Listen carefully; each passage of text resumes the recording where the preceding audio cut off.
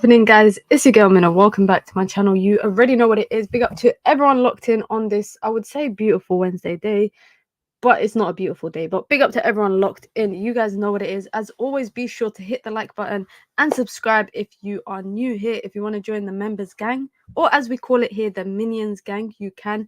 It's the pinned comment in the chat. You get your badges, you get your emojis, you get your custom member content, and of course you get to support the growth of the channel. Big up to everyone locked in. Boy, do we have a lot to talk about, because it seems like 24 hours is too much time.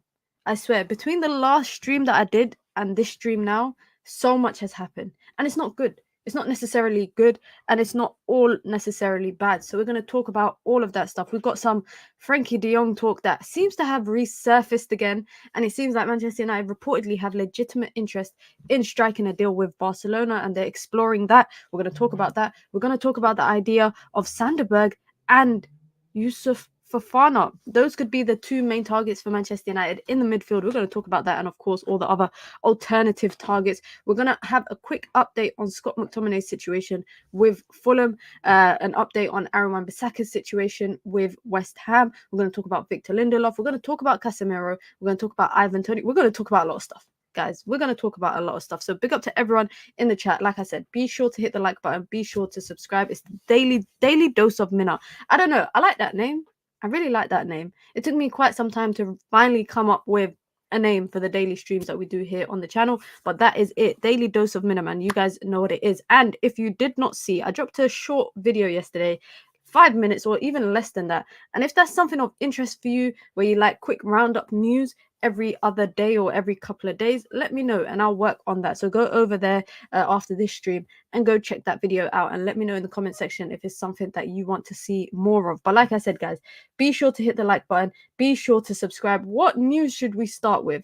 What news should we start with? You know what? I say we start with the news of, it's Manchester United related, but in the same way, it's not really, but it is in the same way. David Ornstein dropped the bomb earlier this afternoon that Liverpool were now exploring a deal for Martin Zubimendi. Now, we already know his situation in terms of financially, how much is he worth. We know he's got a 60 million release clause, and it needs to be paid in full, reportedly. But they are exploring options. They're exploring a deal with him and Real Sociedad. They need to convince the player to join, which reportedly in the past he's been committed to staying in Spain and not leaving Spain.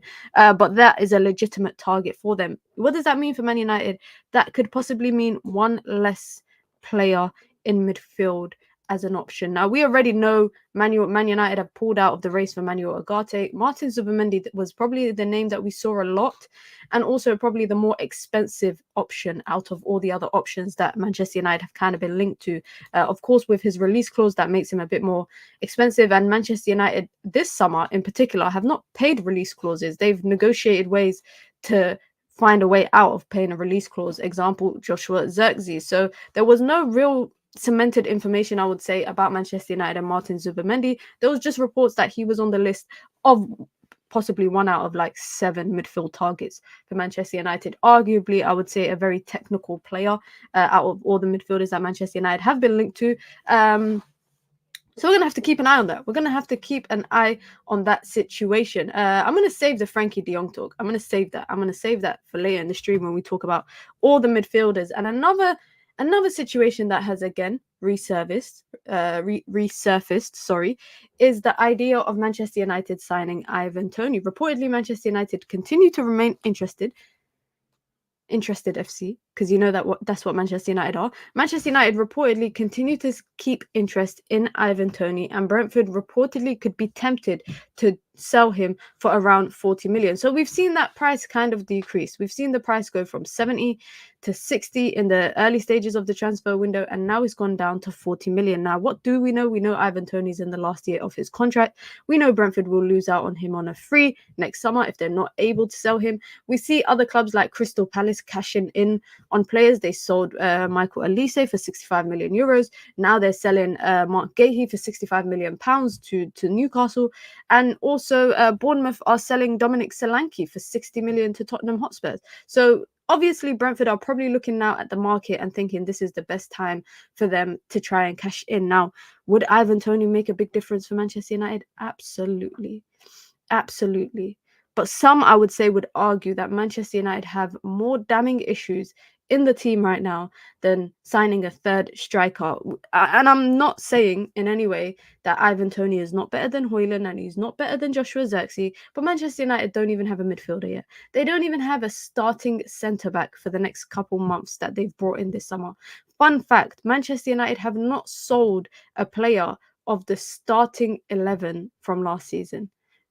Only 2 players have left, I would say. Not even starting 11, because Martial wasn't even part of the starting 11 last season. Rafa Varane left on a free. Martial left on a free. Manchester United have not sold I will say, a key player of the squad from last season, i.e. they have not been able to offload anybody. Everyone that Manchester United have sold thus far has, no disrespect, but they've been not even role players. They've just been numbers that were part of the team. Willy Cambualo, a promising talent from the academy.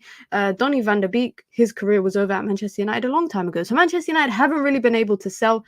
And as a result, they don't really have the money. They're struggling right now just to offload Scott McTominay, Aaron Wan-Bissaka, Victor Lindelof, etc., etc. And one of the biggest issues mentioned regarding Manchester United's financial struggles this season, and I kind of alluded to it a couple of streams ago, but it's kind of been confirmed by Ducker, what's his name? Something Ducker at the Telegraph. Kind of confirmed the fact that Manchester United's cash flow issues in the transfer window stem from the fact that they were betting on the idea of Casemiro leaving the club this summer. That was their key contribution to when they were budgeting for their summer transfer window. They expected to sell him to Saudi Arabia or maybe somewhere else.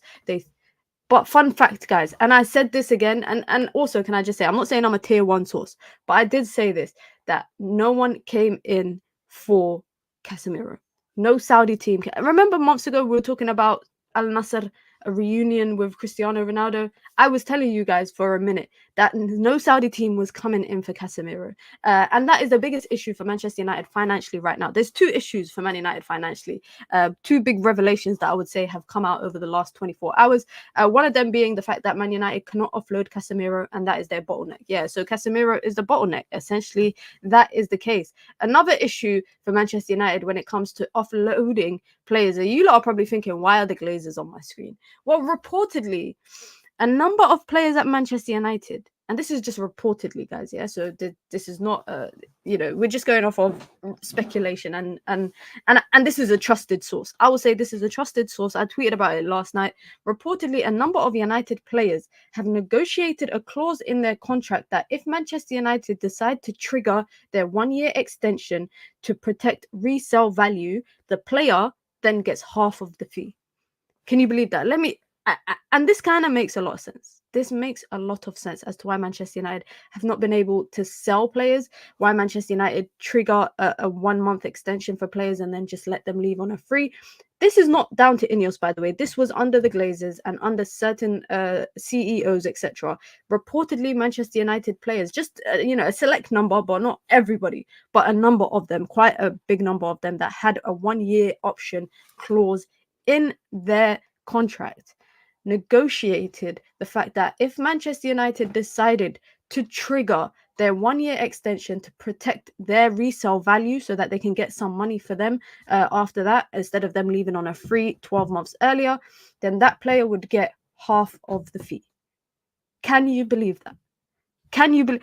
Because when I saw that, I thought, what? I said, this can't be real. So when I did a little bit of digging, and it's true. It is true. This is obviously, I would say, this is the problem that INEOS are trying to fix. We can sit here and talk about the culture of the dressing room and, this and that, and the manager and INEOS coming in and changing a sporting structure and building a sporting structure. But this is what INEOS have to deal with. These sort of problems. So we can sit here and criticize the fact that Scott McTominay might not leave. Aaron Wan-Bissaka might not leave. Excuse me. We can sit here and talk about that. But there is a root reason why this is the case. And this clause in multiple players' contracts who have had a 12-month extension offer in their contract, this is the reason why Manchester United have not been able. Think about it. Think about how many players Manchester United have had, have triggered their 12-month option and then went on to leave for free 12 months later because they don't sell them. Just think about it. Think about it. Jesse Lingard, Paul Pogba, just in recent days. Nemanja Matic, so many players. And Herrera, so many players, guys, that Manchester United have had that they cannot sell, that just ends up leaving on a free. Over the last 10 years, I would say, there's definitely been more players that have probably left on a free than that Manchester United have sold for more than 5 million. I would say 5 million as a base thing. Big up to Ridwan in the chat says, Woodward did all of this, ruined it. Woodward will be remembered until all his players are gone. Listen, until the fingerprints of Woodward is no longer on the team, I 100% agree with Ridwan. He will be the ghost, the haunted ghost that keeps popping up, because that is the biggest issue right now. Big up to Buggy says, our financial situation is a mess. We still have too many players on inflated wages. It's going to take a while to cycle players around. This is why I say, by the way, that with this rebuild under INEOS, it's not just about the incomings. Of course, I think it's heavily as well on the outgoings. Man United are going to struggle. Like, I've seen people being mad that Manchester United are staying firm on the price tag they put on Scott McTominay and the price tag that they've put on Aaron Wan-Bissaka. And people are, one minute they're happy for Man United to sell them for peanuts, and next minute people are saying, why can't we sell anyone for a reasonable fee? Fans need to pick which one that they're happy with. Do you want players to leave for small transfer fees? Or do you want Manchester United to honestly value their players and then put a price tag on them and stay firm to that, with the possible prospect of losing them on a free and losing out on that deal? We really need to decide what is it that we want, because the opinions keep on changing. Which for me is is an interesting one. Just a quick one. Reportedly, Manchester United have been approached by PSG for some interest in Jadon Sancho. We know that this interest is there. We've been talking about it for the last couple of weeks. We also know reportedly that PSG have also been in contact with Jadon Sancho and his camp. One thing that we do know for a fact is that the salary negotiations will not be a problem. Personal terms will not be an issue between Jadon Sancho and PSG, and the decision lies not with Sancho. The decision lies with Manchester United and Erik ten Hag. This is the same Erik ten Hag, can I say, that has a decision as well to make on whether they keep Scott McTominay or not. And we're going to come to it when we speak about Scott McTominay, because we already know Erik ten Hag wants to keep him. He speaks so highly of him in press conferences. I think probably out of all the players that he's inherited at Manchester United, I would actually say Scott McTominay is the one that he speaks the most highly of. He's probably the one that he speaks the most highly of. So Scott McTominay as well is in the same boat as Jadon Sancho, where Erik ten Hag can make the decision as to whether to keep him or to sell him, especially with the fact now that Fulham and Manchester United have reached a hurdle regarding the Scott McTominay deal. Let's get to that. Let's quickly get to that. Reportedly, Fulham are not expected to return with an improved offer for Manchester United's Scott McTominay. Now, what do we know? We know that they've made two bids. Made two bids. The first being less than, I think it was 17 million. The second, 20 million plus add-ons that brought it to about 23 million. Manchester United want 30 million. They want a 30 million package. They don't want a 20-something million package. And Fulham have now decided, reportedly, to not return to the table to make a third bid. Now, Manchester United were relying on the idea of Scott McTominay leaving, but I don't think it's as heavy as Aaron Wan-Bissaka leaving to make way for Nazir Mazraoui. I actually think Erik ten Hag is happy to keep Scott McTominay.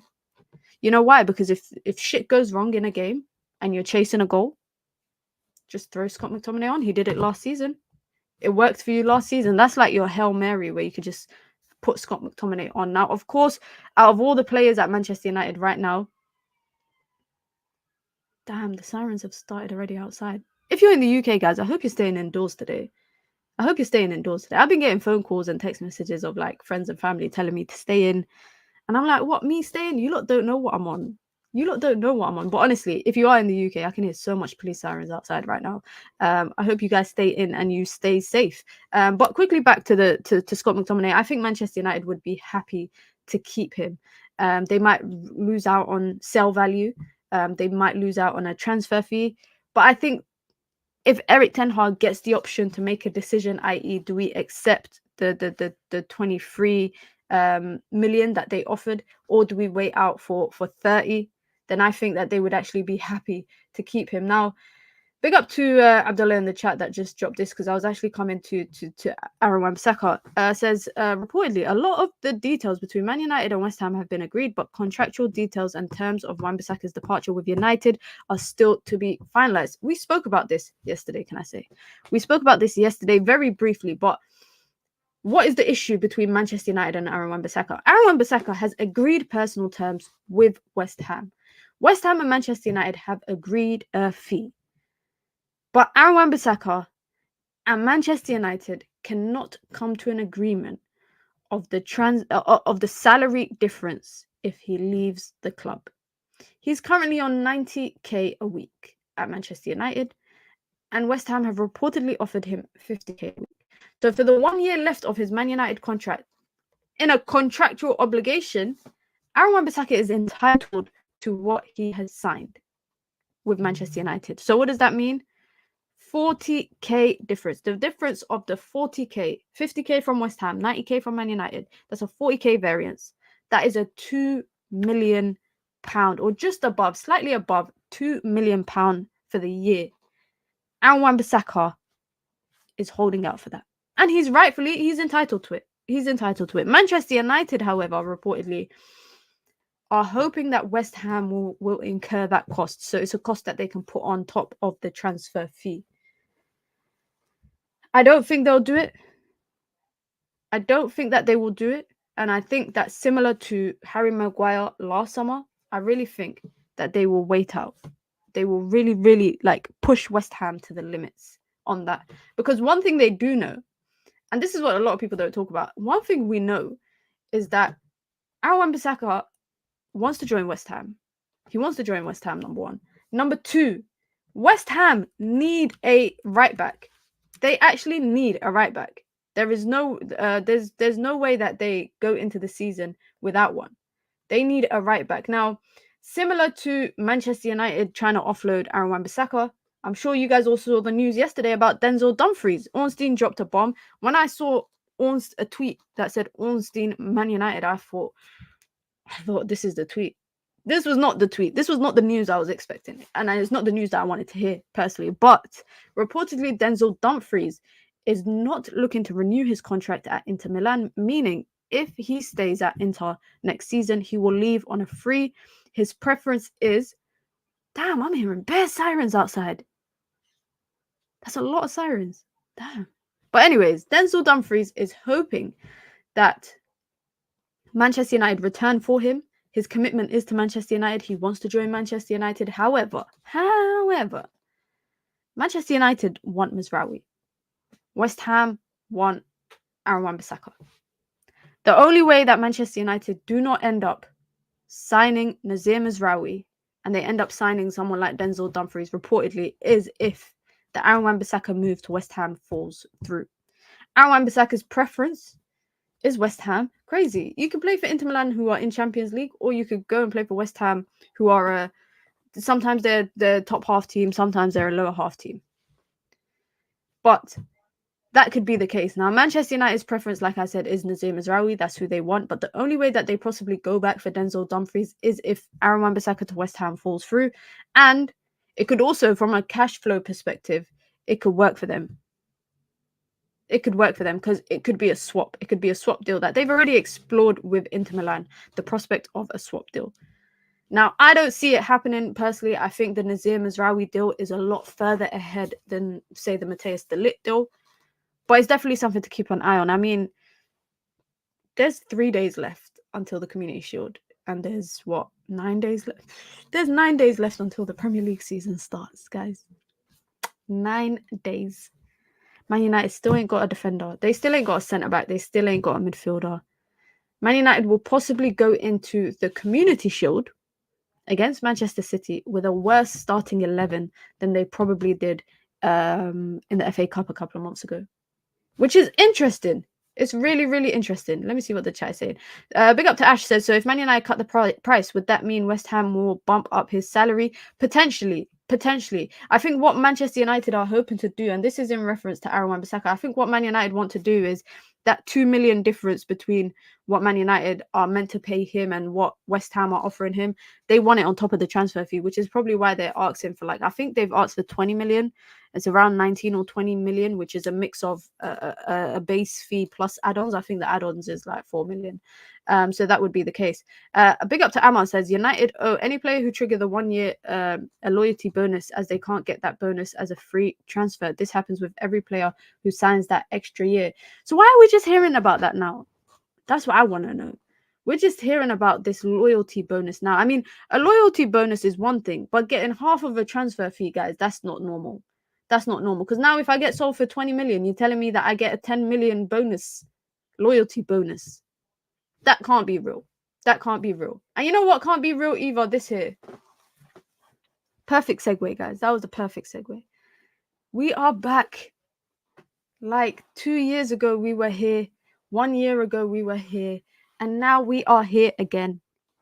Talking about Frenkie de Jong and Manchester United. But this time, there's been a huge cut in the transfer fee. I mean, they were asking for what, 100 million, was it? I think Barca were asking 100 million 2 years ago. Now it's reported that they could strike a deal for anything between 35 to 40 million pounds.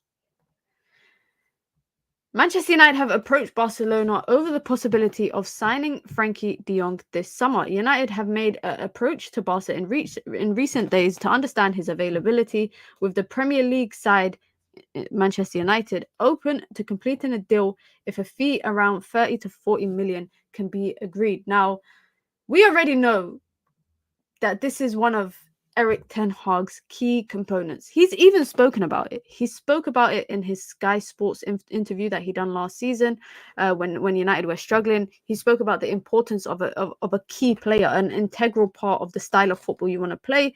Now, obviously, Frenkie de Jong, I'm not going to lie, would have been a nice signing last summer had United not signed Mason Mount. That Mason Mount transfer, I think, has put United back a season or two. Spending 60 million on a player that's available on a free. That's scary. But I also think that the implications of that is a lot bigger than what people realize.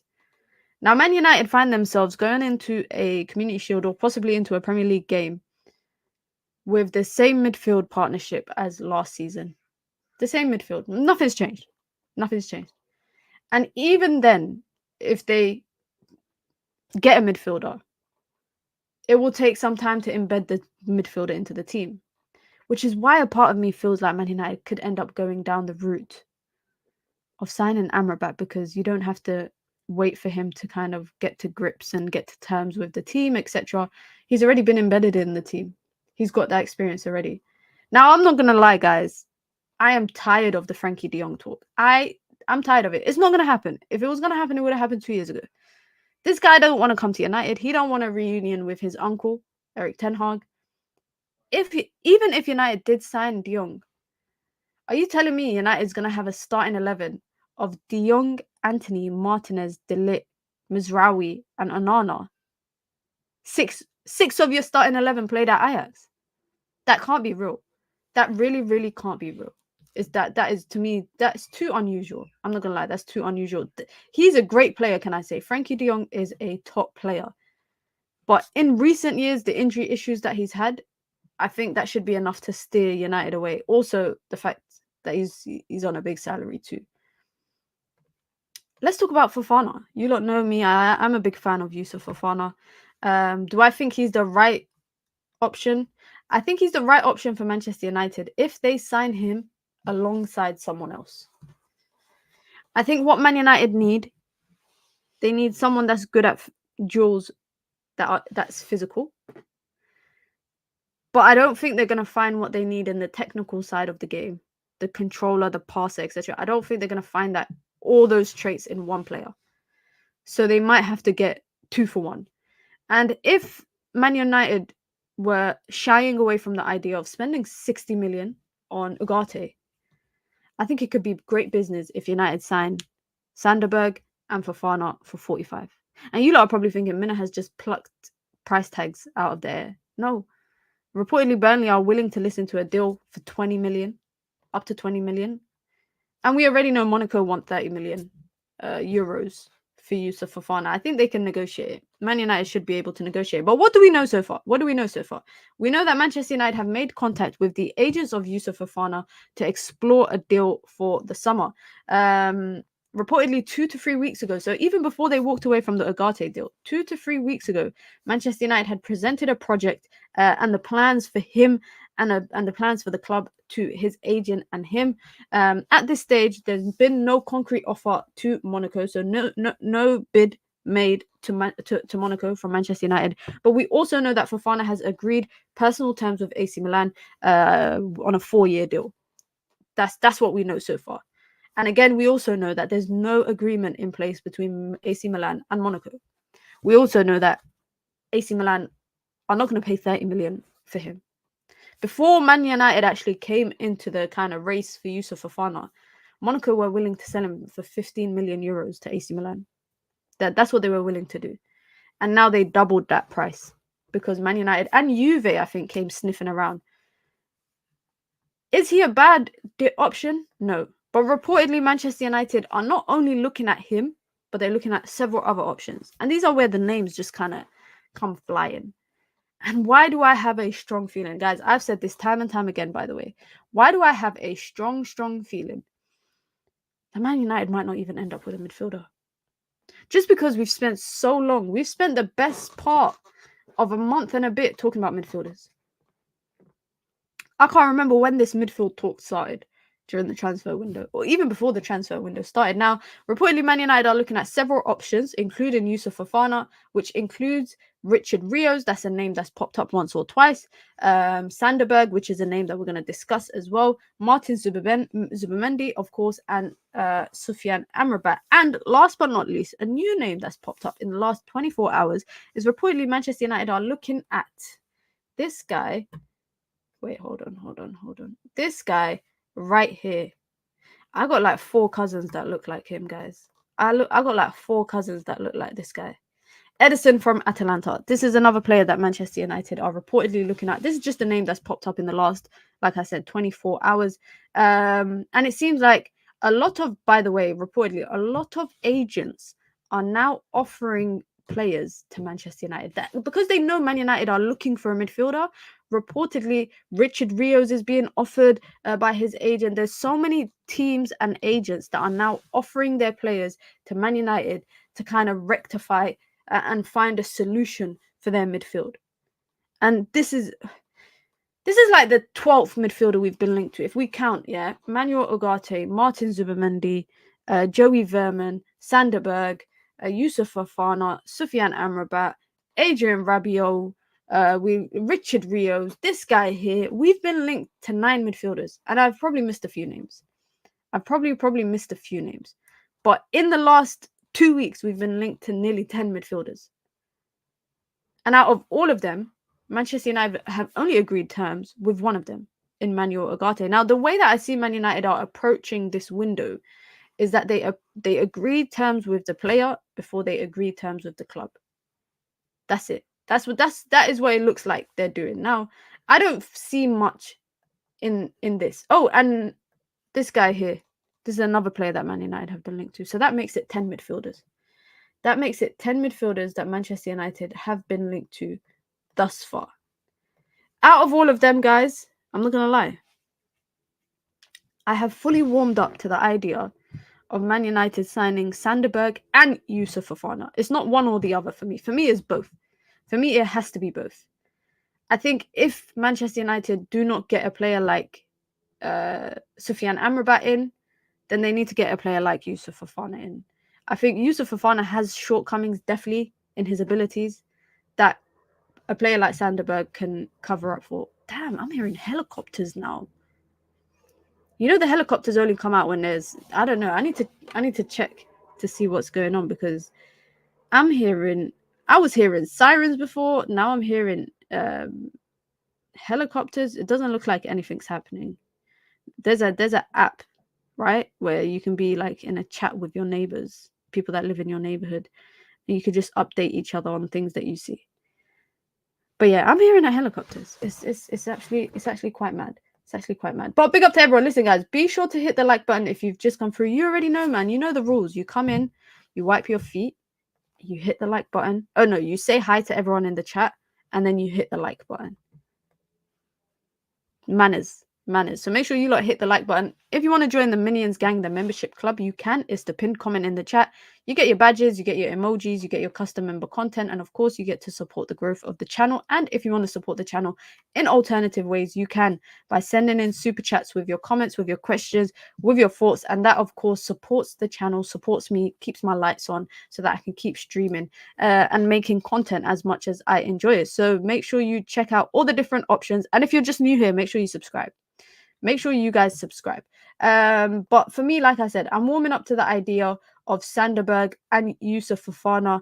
Is there anyone in the chat that wants Sufyan Amrabat? Let me know. Let me know if there's anyone in the chat that wants Sufyan Amrabat, because I've seen everyone move from the idea of signing him. Listen, 2 months ago, people were saying sign him on a permanent. Now everyone's moved more towards don't sign him. There's better midfield options. But don't you think that Man United could possibly take the easier way out by signing Sufyan Amrabat? Because A, he knows the club, he knows the team. He's already been part of it for a season. There won't be a 1 month kind of waiting period of him settling in. 20 million as a backup option, with Casemiro potentially going to leave next season. I actually don't think Casemiro is going to leave, guys. Can I just say that? I think Casemiro is staying at Man United until the next 2 years, until his contract's over. He will stay at Manchester United. I think there's no reason for him to walk away from what? 17 million a year? 18 million a year? There is no reason for him to walk away from that. If I was him, I too would stay. I would glue my ass to the bench and I ain't going anywhere. So this notion that Manchester United are going to be able... Why are my neighbors shouting now? Guys, today is just a weird day. Honestly, guys, today is just a very weird day. Let me see what you lot are saying. Yeah, King Mo says, yeah, if he's a bench option. Leif says, as a backup, he is okay. Jason said he's not good. People got gassed over 2 decent performances. Ash says he's good for tournament football and cup games. All Sports says he's already settled and knows the Eric Ten Hag way. I think, again, we can sit here and talk about Scott McTominay not leaving, or possibly not leaving. Casemiro not leaving has set United back this transfer window. Whether it's signing a new midfielder, whether it's just having the cash flow to sign a new centre-back. Because right now, Man United and Bayern Munich are reportedly at what's it called? You know when you're at a... You're at a clash, basically. I forgot what it's called. But they're butting heads. They're butting heads right now about the price tag for Matthias de Ligt. Why? Because Bayern Munich think 50 million for Matthias de Ligt is reasonable. I don't think that's reasonable, but they think it's reasonable. That's what they want. We already know that they've agreed terms in principle with Bayer Leverkusen for Jonathan Tah, and they have to sell de Ligt. And without crossovers, there you go. Thank you, Pyramid Scheme. Thank you very much. Without selling Casemiro, Manchester United have to find other loopholes to sign other players. We have to, with this notion that this is to do with not selling Scott McTominay or not selling Aaron Wan-Bissaka, we need to let that notion go. We need to accept that Man United not finding eligible suitors for Casemiro has effed them up financially this summer. And we know it's true. Can I just say, 4 months ago, 3 months ago, it was common knowledge that Saudi Arabia were not going to come in to sign Casemiro. But the thing is, I realized since the Saudi league has kind of developed and have started buying all these players from Europe, everyone just looks at the Saudi league as a place to dump anything that you don't want. But Saudi are actually looking for actual players to come and play and make the league better, not players that just want a quick retirement strategy. And Casemiro, by the way, if you've watched any interviews he's done in the last 6-7 months, Casemiro still believes that he can play at the highest level of football, which I'm not going to argue that. I just think on a regular basis. Now, when Casemiro was playing centre back, by the way, Man United are only 2 injuries away. 2 injuries away from Casemiro playing centre back, right? We ain't too far off from that. Off from that. And the thought of that, by the way, guys, scares the hell out of me. It really, really scares the hell out of me. Another player that Man United are really struggling to offload is Victor Lindelof. And why? Why? Because of his salary. Man United cannot sell people because of their salary. They cannot sell Victor Lindelof because Italy are interested in him, or clubs in Italy are interested in him. Turkish teams are interested in him. But the biggest hurdle for every team is the salary that he's on. And you know what, guys? How much is Victor Lindelof on? I want to see how. Oh my God, Victor Lindelof's on 120k. How is Victor Lindelof on 120k a week? That's mental. That is mental. Given the fact, to be honest, it's not a lot, right? If you take into consideration what Manchester United actually pay, right? If we consider what Man United pay, it's not a lot. This guy went from earning... Oh my days. Of course he went... Guys, I cannot believe this. He was earning per week gross salary in his last year before he joined Manchester United at Benfica. He was on 7k a week. He was on about 15k euros a week. In the year, he was earning reportedly 350k in the year, GBP. He went from that to 4.5 million, and then a couple years later, 6.5 million.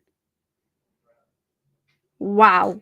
No wonder 120. This is my point. 120 for someone who doesn't play. No wonder Manchester United can't sell people. No wonder Manchester United can't sell people. I too, like I said, I would glue my ass to the bench and I would refuse to leave.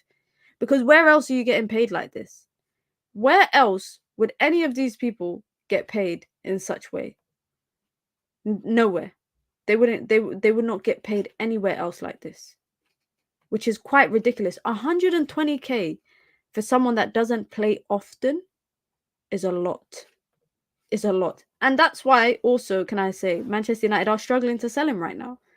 When we made a list of keep and sell and all of that kind of stuff, what was the one thing, the few players that everyone I think agreed on was people like Victor Lindelof, Scott McTominay, Aaron Wan-Bissaka. We are 1 week away from the season starting, and it's possible that all three of them could possibly be in the starting lineup. They could actually be in the starting lineup on Friday next week when Man United play Fulham. Lindelof could, because United don't have a centre-back. And Wan-Bissaka could, because United don't have a left-back. Scott McTominay could, because Erik ten Hag might go back to the way that they're playing him as a box crashing 8 or whatever the hell that his role is. We have to be super realistic now. We have to be super, super realistic. Shaw should be back. No, well, he's back at training in Carrington, but this is a guy that guys didn't. I'm not holding my breath for Luke Shaw to start next Friday just because he has not played since February for Man United and was taking injections at the England camp just to play 3 games for them. Just to play 3 games, he was taking injections. So I'm not gonna hold my breath and expect him to play. I won't do that. It's a hard situation for INEOS because these are all Glazer contracts. We may lose many on a free soon, but it is what it is. That's what it is. I think Man United and in particular INEOS might have to be like, you know what? In order to get to the spot that we're trying to get to, we might just have to firm the L on quite a few of these players. We might just have to firm it. Aaron Wan-Bissaka, 15 million. All right, cool. Okay, 2 million he wants payout. Okay, cool. No problem. Scott McTominay, 23 million. Okay, we can do that. We can do that. Lindelof, 5 million from Fenerbahce or Galatasaray or something. Okay, cool. We can do that. Oh, he wants a payout. Okay, we might have to firm that. It might be one of them situations where INEOS have to do that just because of the situation of negligence that Manchester United have been left in by the Glazers. Like, people are going to say, oh, and this is what I hate, guys. Can I also say one thing that I find, especially when I talk about this with like my friends, etc., No one's being patient. No one's being patient. Everybody expects one summer to fix 20-something years or nearly 20 years of negligence and issues under the Glazers. People expect that to be fixed in one summer. It's not going to happen in one summer. The infamous saying, I don't want to say it, but the infamous saying is Rome wasn't built in a day, right? And in order for United to get back to that level, of course, you have to build the foundation and let it grow. You also have to, in the process, weed out all the dustiness in your back garden. You have to do that, and that's the situation that they find themselves in right now. Just to revisit this, and I mentioned it at the beginning of the stream, reportedly, the reason why Man United struggled to offload a lot of players, especially the players that have had the 1-year option triggered in their contract, is that, again, reportedly, in a few players' contract, quite a few players' contract, there is a clause that allows them to receive half of the fee if Manchester United keep them for 12 months after their contract ends. I.e., if Manchester United, for example, have triggered Victor Lindelof's 12-month extension, then a player like Victor Lindelof is entitled to half of the fee that they're sold for if Manchester United sell him in that 12 months, i.e. he doesn't end up leaving on a free, and they only triggered his extension for resale purposes. That's it. That is what INEOS are up against. That is what they're up against. We when INEOS came in, we thought the only issue was, oh, a new CEO, a sporting director, we need a head of recruitment. But this is the integral parts that we're not seeing, the detail, the nitty-gritty stuff that we're not seeing that they probably have to deal with, which is why these transfers are taking so much longer. And I'm getting annoyed, yes, but we also have to accept that this is not going to happen in one summer. It's really not. United might find themselves in a situation, I think, that they might have to. A player like Scott McTominay, for example, is a player that they could afford to sell for lower what they valued him at. If they valued him at 30 and they sell him for 25, that's not end or be all. Why? Because he's an academy product. That's 100% profit. But a player like Wan-Bissaka, for example, Manchester United need to sell him for a price that covers at least his 1-year amortization of his transfer fee that they brought him for. So United brought him for 50 million. He was on a 5-year contract. That's what, 10 million a year. Man United need to sell him for 10 million because that is the cost of him in this financial year for Manchester United. So from an FFP perspective, that's how they're probably looking at it. Let me see what you lot are saying in the chat quickly. Why did we not sell McTominay for 25 million when Fulham came up with that? Well, Manchester United thought that they could get the 30 million for him. They wanted a 30 million package. And I think they offered a 24 million package, which was not guaranteed. The whole 24 million was not guaranteed. Ridwan says, if we had unlimited funds and Man United could sign 5 available players on the market, who would you sign? Good question. Good question. That's actually a really good question, you know. I actually can't think. Who would you guys sign? Because I'm thinking superstars. In my head right now, I'm thinking superstars. But you don't want to sign superstars. You want to sign for longevity. That's a hard one. Because in my head, I'll be like, oh, Kylian Mbappe, Jude Bellingham, Vinicius Jr., etc., etc. That's what I would say. That's literally my thought process.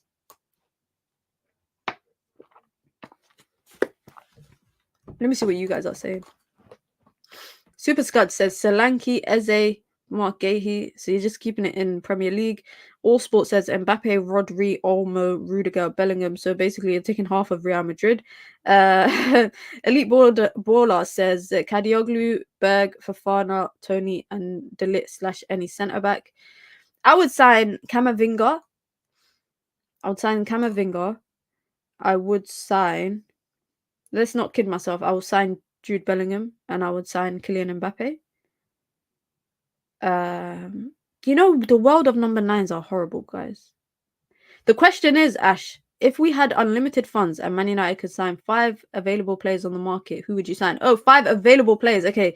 Keyword available. Okay. Available players on the market. I wouldn't have signed Joshua Zirkzee. Yeah. I would have signed Solanke. I would have signed Solanke. You lot are probably thinking Minna is mad if she would sign Solanke, but I think Solanke is top 6 strikers in the league. Actually, forget Solanke. I would have signed Isaac. I would have signed my East African brethren, Alexander Isaac. So that's one. He would have been available. I think they wanted him for like 100 million. They wanted to sell him for 100 million if anyone wanted him. So that's number one. Number two, I was signing Zubimendi if money ain't an issue. 60 million release clause, light work. We pay that.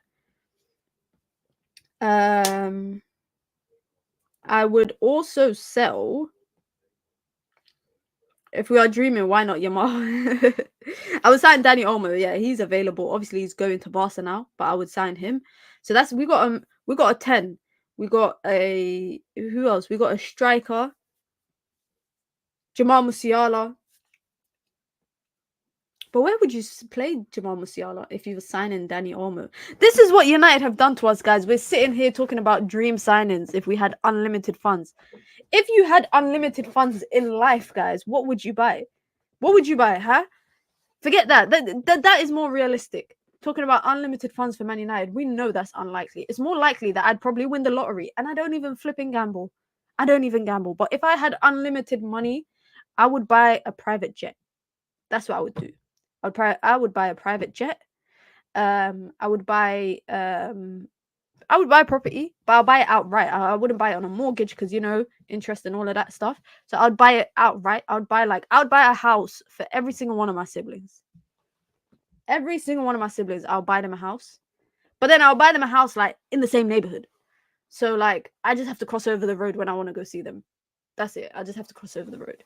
What else would I do? I'd buy my country. I would buy my country. Literally, I would buy my entire country and become president. I would buy my way to become president of my country. I remember when we used to sit around and just talk about how good our players are, like Berbatov and Nani. Now we're on streams window shopping. Man, use a window shopper. Serious. I can't believe we're sitting here window shopping. Toney, Neves, Elise, Frimpong, Theo Hernandez. That's not bad. That's not bad 5 options. Nuno Mendes, Wirtz, Diamande, Isaac. I forgot about Wirtz. I completely forgot about Florian Wirtz. Mickey van der Ven, Theo Hernandez, Mbappe, Musiala, Zubimendi. So it's similar names popping up left, right, center. It's similar names popping up left, right, center. Do you guys think, talking about money, not unlimited money because United don't have that, but talking about money, do you think Manchester United should spend 50 million on Matthias de Ligt? Given the fact that Man United, I think now, they're really clutching at straws when it comes to centre-back targets. Because where is all of United's other centre-back targets, that they had at the beginning of the transfer window? Todibo, and he's going to Juve. Jared Branthwaite has been priced out of a move, so he can't leave Everton. They signed Lenny Yoro and then Matthias de Ligt. Should Manchester United spend 50 million? Taken into consideration, by the way, that reportedly Manchester United are happy not to sign any centre-back rather than to spend 50 million on de Ligt. So I don't think they'll pay it, by the way. I don't think it's a price that they will pay. But that the possible prospect of not having a centre-back scares the life out of me, guys. I'm not joking. It makes me shook. It really, really makes me shook. The prospect of not having a centre-back. Given the fact that it's just Lisandro Martinez, it's Harry Maguire, Victor Lindelof, Johnny Evans. And that's it. Now, Man United are lucky, by the way, because they find themselves in a situation where I think the ball was in the court of Bayern originally, but now the ball is back in the court of Manchester United because we know that they need to sell de Ligt to sign Jonathan Tah. I'm not going to lie. If the 50 million allows us to play Highline, then yes, pay it. Really? Really? Given the fact that I don't think he's a 50 million euro player. And this is a question to you guys, because obviously the impression is that under INEOS, United are not going to pay high fees anymore. They're not going to be forced into, you know, buying someone for an outrageous price tag. Wouldn't that just go against all of that? Wouldn't that just go? If you're going to spend 50 million on Ligt, I'd rather you head out and go just add another 20 on it and buy Jared Branthwaite, because that was your primary target or window. Ligt for me was always 4th choice centre back. Honestly, no one can say that. No one can say that to me. He was always 4th choice centre back. I think United's plans were 1, Todibo, 2, Branthwaite, 3, Euro, 4, Ligt. And it just so happens that Manchester United ended up with Euro and possibly Ligt. I think Todibo was never going to happen because we know about the legal side of that. And Jared Branthwaite, they were staying firm on it. They were staying firm on it. Now, I also think that they wanted Branthwaite because they knew Ruud van Nistelrooy was coming in. Leif says, no, we can't spend 50 million on Ligt. This is a player they have to sell because they want something else. 100%. That's what I'm saying. The ball is in Man United's court. Definitely the ball is in Manchester United's court. They can definitely, I don't want to say force, but they can definitely, mind game settings with Bayern Munich. I still think Ligt is better than Branthwaite. Who are you guys taking? I mean, this is again us just window shopping again. This stream should actually be sponsored by 50 Cent Window Shopper. But who are you taking over Ligt or Branthwaite? Say that money is an issue. Say price tag is not an issue. Because this is also conflicting, because obviously Branthwaite is a left-sided centre-back, but can play on the right side. Erik ten Hag is very picky about what traits his centre-backs have, clearly.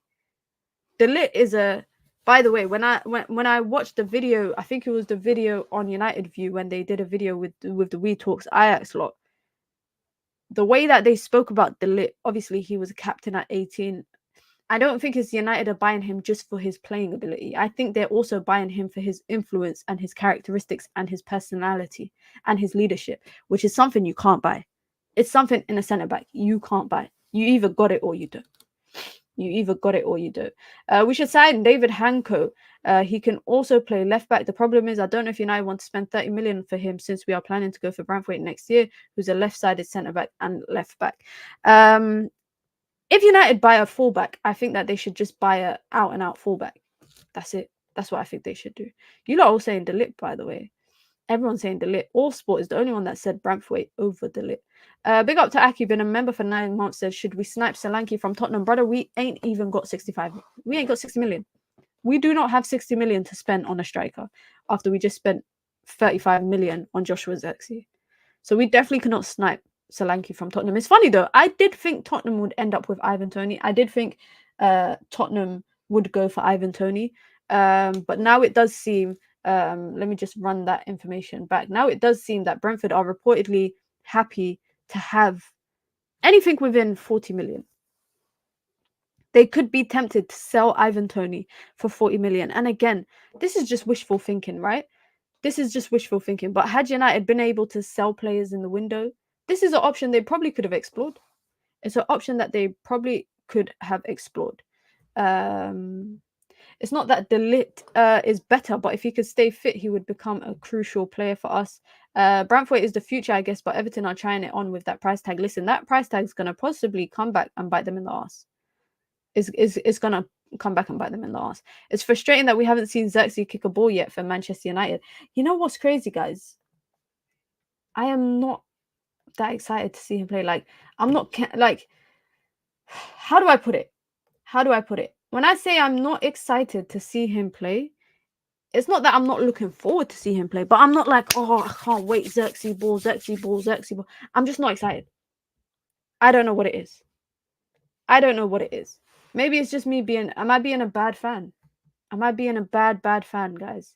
Where I'm not being excited for Joshua Zirkzee. Do you think we win on Saturday, Mina? What scares me about Saturday is that Manchester United could possibly end up playing the same starting 11 or similar starting 11 minus a few players like Varane that they did 3 months ago. And also, can I say, City are also going to do that, right? But City have a good team. They have a good team, right? I think United could win, but I'm going to be real, guys. I'm keeping it $1.50. I am treating this like preseason. Saturday for me is a preseason game. Minna, are you not a fan of Zirkzee? No, I am a fan. I just feel like, I don't know. For me, it's not just him, by the way. The excitement of the season is not there for me. I am not excited about the season. Maybe because I got my predictions so far off last year. I should stop doing season predictions. I should actually stop that. I'm not excited for the season. Maybe because I just feel like, we're going into the season with one new signing. We are going into the season with one new signing, which is interesting. That's very, very interesting. What was the price of INEOS and Silva? Can we afford one of them? I think they both had big price tags, like 80 million. I think they had quite big price tags. I won't buy a left back yet. I want to see what Amas can do and if Malacia can come back also. I don't think Amas is ready consistently for first team football, personally. I don't think they're ready for he's ready for consistent first team football at the Premier League. He can definitely get there. Maybe in the next 3 months or so of being in and around the starting, in and around the first team and in and around, training with them. Malacia, I'm worried about him. I can't lie. I'm just worried about how well he can come back from that injury that he had and that surgery that he had. He had a double surgery, bro. Double surgery, guys, that kept him out for over a year. He has not kicked a ball for 13 months now. So I am a bit worried about Malacia. And can I just say, Man United going for Mazraoui is kind of, it gives me the inkling that they think that's the beginning of the end for Malacia's time at Manchester United. Like, honestly, I'm not saying he's a bad player, but I do think that it could be the beginning of the end of his time at Manchester United. I don't see him getting back to that. Even that level that he was at in his first season, I still felt like there was more to see, which is why I was so excited to see his second season at United. So when he went out with a surgery, it was very unfortunate. But how likely is he to get back to that level he was at in his first year at Man United when that wasn't even his final form? It's very worrying. Would you start Shaw or a mass community shield? If Shaw gets another hamstring, we are dead. I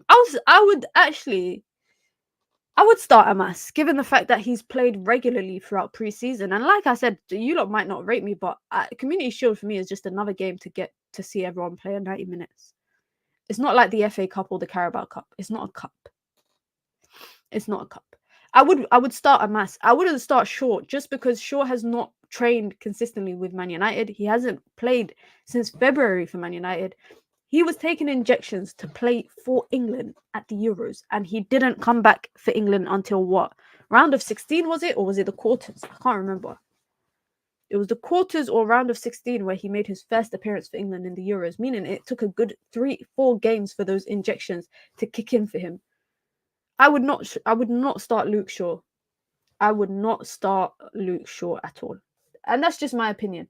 I would give Harry Amas that chance just because, like I said, he's been in the first team throughout preseason. He's been playing throughout preseason. Community Shield is just another chance to get to see everyone play 90 minutes. Last year, Cole Palmer came on and scored for City. No, that was 2 seasons ago. Was that last season? Flipping hell. See, every year has just become the same to me in my head. I'm trying to remember. Was it last year or the year before that Cole Palmer scored? I think it was last year. That Cole Palmer scored. And then he got sent off to Chelsea. It was a year ago, right? Yeah, there you go. It was a year ago. Then he got sold within that week. Anything can happen. Anything can happen. For me, my biggest worry for Manchester United is the midfield. That is where my cause for concern comes from. I'm not worried about whether they sell McTominay or not. I'm not worried about whether they sell Wan-Bissaka or not. I am worried about the prospect of them not bringing a midfielder. Now, going into Saturday, it will be very, very interesting to see who starts. But also the fact that there's possibly just Zirkzee is the only new signing that we'll have. And then we've got 6 days after that to open the Premier League. Guys, you know what I don't like about United playing on Friday next week? You know what I don't like? I do not like the fact that it's Friday night football, opening day of the Premier League. Everyone's going to be watching. And it's Man United. It's a hate watch for everyone. It's a hate watch for everybody to watch. Man United at Old Trafford, 8 o'clock on a Friday. It's long. It's actually long. Guys, I hope you lot like my jumper, by the way. You see, this is my favorite.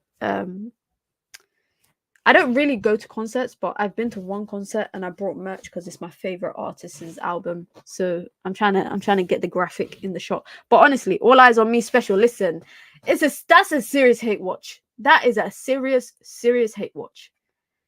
Everyone's gonna be watching, and everyone's if Fulham score, it's long. It is gonna be long. But guys, big up to everyone. Listen, let me check. We're 6 likes away. We're 6 likes away from 100 likes. So let's try and get 100 likes on the way out. If you have not liked the video, don't be a cheat. Don't be a disgrace. Hit the like button. Who is that? Snow Allegra. So this is her album. It's called flipping out. I can't even read it. Violet Highs in the Sky. In the Skies. That was her album. It came out a couple of years ago, and then this is merch from her album. So that's what it says there. She's my favorite artist. But guys, big up to everyone. There you go. We're on 100 likes. Thank you guys very much. Snow Allegra, she's dope. She's so sick. I went to see her before my birthday a couple of years ago. Don't regret it. Don't regret it one bit. She's my favorite artist. I love her to bits. But big up to everyone. Listen, guys, be sure to hit the like button and be sure to subscribe if you are new here. If there is any news between now and tomorrow, we will be here. We will be live. You guys know what it is. I will bring the content. Daily dose of Minna. You don't know what it is. I hope we can get a Here We Go tonight. So then I can just go live and we can talk. But it's very unlikely. It is very, very unlikely.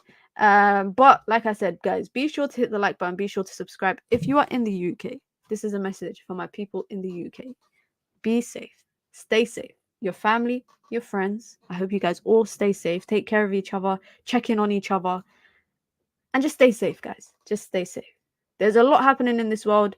For all the hate in this world, yeah, there's a lot of love to go around. Yeah. So make sure you guys immerse yourself in the love, not the hate. Make sure you immerse yourself in the love. Simple as that. Big up to everyone. Like I said, be sure to hit the like button and be sure to subscribe. I'll be back tomorrow, inshallah, God willing. If not, and we get news today, I'll be live. So I'm out. I hope you have a wonderful afternoon, guys. Peace.